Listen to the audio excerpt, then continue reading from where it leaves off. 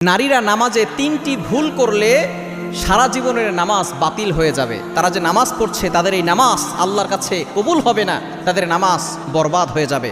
আমরা আলহামদুলিল্লাহ অনেকেই নামাজ পড়ি, অনেক মা বোনেরা নামাজ পড়ে, কিন্তু তাদের এমন কিছু ভুল আছে যে ভুলের কারণে তাদের সারা জীবনের নামাজ বরবাদ হয়ে যাচ্ছে।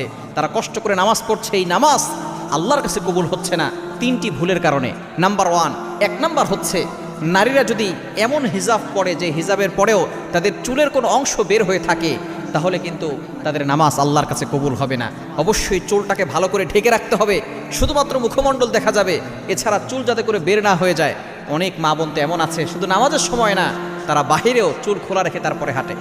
নবীজি সাল্লাল্লাহু আলাইহি ওয়াসাল্লাম জানিয়ে দিয়েছেন, যদি কোনো নারী একটা চুল পর পুরুষকে দেখায়, ওই একটা চুল 70টা সাপ হবে। এক একটা সাপের মাথা হচ্ছে উটের মাথার মতো, এক একটা সাপের দেহ লম্বায় হবে সুপারি গাছের মতো, মোটায় হবে